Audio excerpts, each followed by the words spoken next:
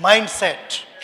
और माइंडसेट को सेट होने में बहुत सारी चीजों का रोल होता है, सिंगल रोल नहीं है उसमें। और ये माइंडसेट एक साथ नहीं होता है, धीरे धीरे धीरे धीरे धीरे धीरे होता है। ये जो हमारा नौकरी का माइंडसेट है ना, ये एक साथ से थोड़ी हुआ है।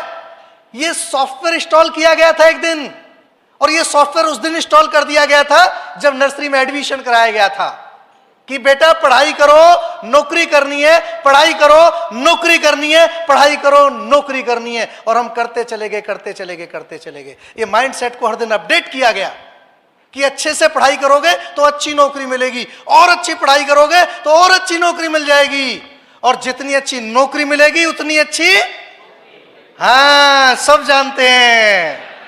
ये स्ट्रॉन्ग माइंडसेट मेरे दोस्त गोल है मिडिल क्लास के गोल। इन दोनों गोल को हासिल करने के लिए हमने बहुत सारी पढ़ाई करी हो जा सर, और एक दिन ये गोल पूरे हो गए। और जब इंसान का गोल पूरा हो जाता है, तरक्की उसी दिन खत्म हो जाती है, क्योंकि आगे के बारे में सोचना बंद। नौकरी मिल गई, छोकरी मिल गई, अब क्या करना है जीवन में। मेरा एक दोस्त बोलता था उसका दिल्ली पुलिस में जाने का एक स्ट्रॉन्ग, वाकई में डिजायर हो तो ऐसी हो, जगह जगह भर्ती देखी, जाता ही नहीं था कहीं, एक ही फाइनल डेस्टिनेशन थी, दिल्ली पुलिस में जाना है।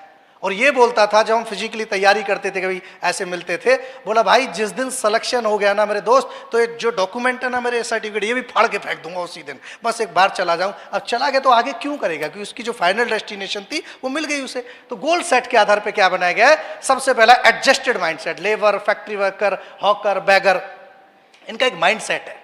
मैंने बोला जो बताना हूं वही समझना, गलत मत जाना। कहने को तो बोला लेबर क्लास का बच्चा भी IAS PCS बन जाता है, अच्छी बात है, लेकिन बड़े रेयर होते हैं। हम मैक्सिमम पे बात कर रहे हैं। इनका माइंडसेट है किसके आधार पे, इनका एटीट्यूड, इनके वर्किंग आवर्स, इनका पेशेंस। आप कहीं भी जाओ आजकल, चौराहे पे, स्टेशन पे, रेलवे स्टेशन पे, कहीं भिखारी भीख मांगता मिलेगा आपको। मैं मेरठ कई बार जाता हूँ, एक चौराया है वहां पे, तेजगढ़ी चौराया है, वहां पे जैसी आप गाड़ी रुकेगी ना रेड लाइट पे, छोटे छोटे बच्चे, दुर्भाग्य है हमारे देश का कि 4-4, 5-5 साल के बच्चे वहां पे गाड़ी पे कपड़ा मार रहे हैं, 8-10 साल के, और भीख मांग रहे हैं। और इससे बड़ा दुर्भाग्य पता है क्या है, कि उनके माँ बाप वहीं साइड पे डिवाइडर पे बैठे हुए हैं, जो उन्हें भेज रहे हैं कि जाओ गाड़ी रुक गई लेके आओ। क्या माइंडसेट किया जा रहा है कि ये हमारा काम है, हमें ऐसे ही मांगना है, ये प्रोफेशन है हमारा। इनके वर्किंग आवर्स, कभी आपने रात बजे कहीं गए हो गए एयरपोर्ट, कहीं स्टेशन पे, बस स्टैंड पे, रेलवे स्टेशन पे, कहीं भिखारी देखा है क्या आपको? रात को 1 बजे मिला है कभी, 2 बजे, 3 बजे मिला है कभी? कभी नहीं मिला होगा, क्योंकि उसका वर्किंग आवर्स क्या है, अगले टाइम के खाने का जुगाड़ होना चाहिए। बाढ़ में गई दुनिया, इसको तुम समझाओ, तू करोड़पति बनेगा, तू लखपति बनेगा, तू मेहनत क्यों, और समझाया भी होगा। कभी कभी आपको ऐसा व्यक्ति मिल गया होगा जो देखने में बड़ा हट्टा कट्टा होगा और मांग रहा होगा, आपने तो फटकार भी मारी होंगी, अरे नालायक, कहाँ तू हट्टा कट्टा होके, शर्म नहीं आती, मांग के खा रहा है, काम धंधा क्यों नहीं करता है, चल मेरे घर पे आजा, मैं तुझे काम देता हूं। उसने बात सुनी क्या? नहीं सुनी। ऐसे घूर के और देखता है, बोला 10 रुपए देना है तो दे, लेक्चर मत दे, क्योंकि इसका माइंड सेट हो चुका है। लेबर क्लास, आप देखो शहर में हर चौक पे लेबर क्लास होता है। सुबह जाओ, 18 साल से लेकर 58-60 साल तक के लोग मिलते हैं, उन्हें घर पे लेके आओ, जो काम बोलो करेंगे, लेकिन इनका वर्किंग आवर सेट है। 5 बजे हथियार डाल देते हैं, बोला साहब काम खत्म, पैसा चाहिए, बाकी काम कल होगा। पैसा देने से मना करके देखना एक बार, कल ले जाना, 4 दिन बाद ले जाना, 10 दिन बाद ले जाना, लड़ाई झगड़ा कर लेगा, क्योंकि माइंड सेट है। साहब मजदूर का पसीना सूखने से पहले मजदूरी हाथ में आ जानी चाहिए, कोई पिक्चर का डायलॉग है ऐसा कुछ। थोड़ा सा काम बचा हुआ है, बोल के देखना ये और निपटा दे, बोला नहीं काम खत्म तो काम खत्म, हथियार डाल दिए। जो व्यक्ति 10 घंटा मेहनत करके नहीं थकता, वो 15 मिनट में थक सकता है क्या? नहीं, लेकिन माइंड सेट है। माइंड को आदेश दे दिया 5 बजे थक जाना, माइंड ने बॉडी को आदेश दे दिया 5 बज गए थक जा, बॉडी थक गई। बॉडी का कोई रोल ही नहीं है, बॉडी का कोई रोल ही नहीं है, सारा रोल माइंड सेट का है। और ये इतना स्ट्रांग हो चुका है इनका माइंडसेट कि इससे बाहर निकलने की कोशिश ही नहीं करते हैं। इन्होंने इसको नियति मान लिया है कि भगवान को अमीर बनाना होता तो यहाँ पे मजदूर के घर में क्यों पैदा करता, यहाँ पैदा किया तो मजदूरी करने के लिए पैदा किया होगा। नेक्स्ट माइंडसेट क्या बोलता है? Satisfied mindset, compromise mindset, employed mindset. मैं बोलूं सीधा सीधा 100 बातों की एक बात, middle class mindset. Middle class, बुराई नहीं कर रहा हूं, मैं तो बोलता हूं दुनिया की सबसे मेहनती और सबसे टैलेंटेड क्लास कोई है वो मिडिल क्लास है। सबसे ज्यादा मेहनती है, सबसे ज्यादा टैलेंटेड है। दुनिया में जितने भी बड़े काम हुए होंगे, एक्स्ट्राऑर्डिनरी काम हुए होंगे, जितने भी आविष्कार हुए होंगे, जितने भी मेडल जीते होंगे स्पोर्ट्स में, वो सब मिडिल क्लास ने जीते हैं। लेकिन प्रॉब्लम क्या है? माइंडसेट। मैंने बोला बचपन से कर दिया गया है, नौकरी करनी है, नौकरी करनी है, नौकरी करनी है, नौकरी करनी है, नौकरी करनी है, और स्ट्रांग हो गया ये माइंडसेट। कई बार जाके इस माइंडसेट को हम खत्म करने की कोशिश भी करते हैं।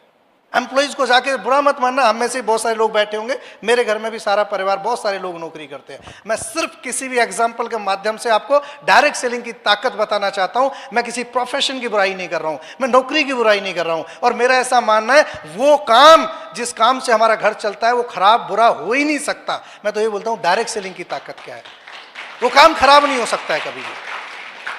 एक एम्प्लॉय है, नौकरी कर रहा है, नौकरी गलत नहीं है, लेकिन हम उसे जाके बताते हैं भाई इसके साथ साथ ये बिजनेस भी कर ले, और मैं विश्वास दिलाता हूं 2 साल 3 साल 4 साल 5 साल 6 साल बाद तेरी नौकरी पे भारी पड़ जाएगा ये बिजनेस। क्यों? इस बिजनेस का मॉड्यूल ही ऐसा है। क्योंकि नौकरी तू 2 साल करे, 6 साल करे, 8 साल कर या 10 साल कर, 8 से 10 घंटा देना ही पड़ेगा। ना कभी अपना टाइम मल्टीप्लाई कर पाएगा, ना मैन पावर मल्टीप्लाई कर पाएगा, ना टैलेंट मल्टीप्लाई कर पाएगा। वो फॉर्मूला यहां पे लग जाएगा। लेकिन ज्यादातर लोगों का जवाब क्या आता है, भाई साहब सुबह 8 बजे जाते हैं, 6 बजे घर में आते हैं, कैसे काम कर लें, थक जाते हैं, टाइम ही नहीं मिलता है हमें। तो हम तो इतने बिजी हैं, टाइम ही नहीं है। हम समझाते हैं संडे को क्या करता है, अरे मुश्किल से तो एक दिन मिलता है, तुम उसके पीछे पड़ गए, संडे के पीछे पड़ गए।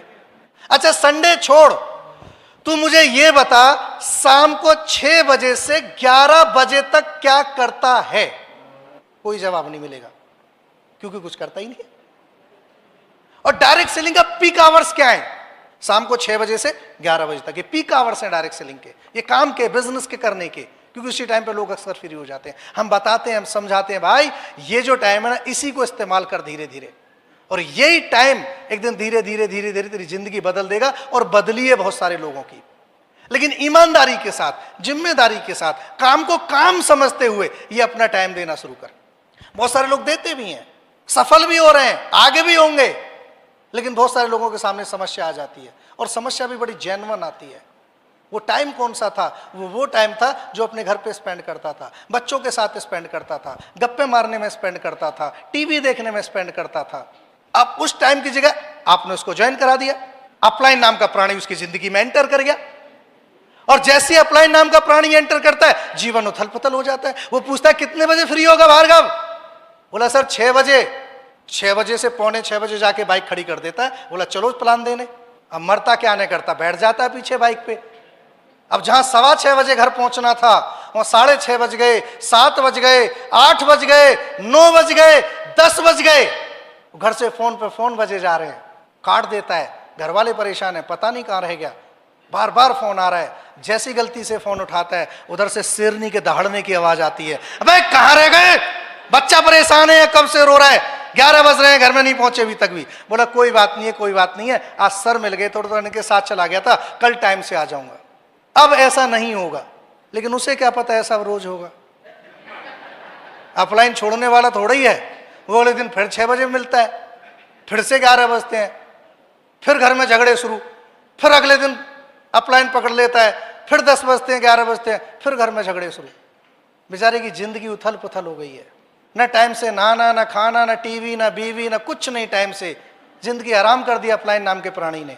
रोज घर में झगड़े शुरू, रोज घर में झगड़े शुरू। जाता था, गर्मा गर्म खाना खाता था, टीवी देखता था, मजे से बच्चों से बात करके सो जाता था। सुबह ड्यूटी जाना है। अब रात को 11 बजे घर में पहुंचा है, खाना भी ठंडा मिल रहा है, टिफिन में रखा हुआ। ठंडा खाना खा के, ठंडी सब्जी से खा के बेचारा चुपचाप सो जाता है। क्यों? आदेश मिला हुआ है, अगर लेट आए तो खाना ठंडा खाना पड़ेगा। और हाँ, खटपट मत करना घर में आके, बच्चे उठ जाएंगे। बेचारा अपनी किचन में चोरों की तरह घुस रहा है, धीरे से बर्तन उठा रहा है। और बर्तन भी इतने नालायक होते हैं, जितना धीरे से उठाओगे उतनी जोर से गिर जाते हैं। देखा है अपने कभी ये कहानी है? और 4-6 दिन बाद ऐसी भी कंडीशन आ जाती है कि खाने के नाम पे कुछ नहीं है, पानी पी के सो जाता है बेचारा।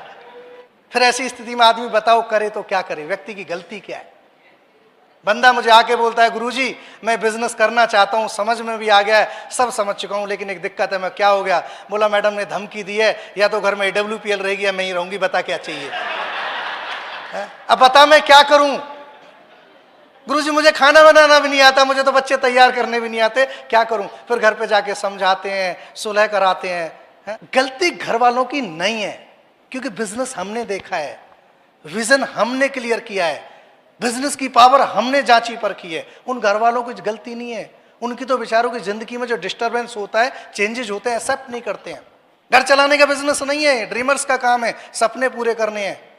जरूरत है तो हर आदमी पूरी कर रहा है, भूखा कोई नहीं मर रहा था हम में से जब इस बिजनेस में नहीं आए थे। हम सबके काम चल रहे थे। ये बिजनेस में हम क्यों आए? सपने पूरे करने के लिए। ये बात मुझे समझ में आ गई थी। अगर 20, 25, 30 हजार के लिए इतनी मेहनत करनी पड़ती है, इतनी कुर्बानी देनी पड़ती है, तो यहाँ तो लाखों रुपए कमाने के लिए आए, मेहनत तो करनी पड़ेगी, कुर्बानी तो देनी पड़ेगी मेरे दोस्त। ये बात मुझे समझ में आ गई थी। वीडियो देखने के लिए आपका बहुत बहुत धन्यवाद। अगर आपको ये वीडियो अच्छा लगा हो तो प्लीज लाइक और शेयर जरूर करें। कोई सुझाव हो तो कमेंट बॉक्स में लिखना न भूलें। और हाँ, ऐसी ही और शानदार वीडियो देखने के लिए चैनल को सब्सक्राइब करना बिल्कुल मत भूलें। आपका एक क्लिक हमें और बेहतर करने की प्रेरणा देता है। धन्यवाद।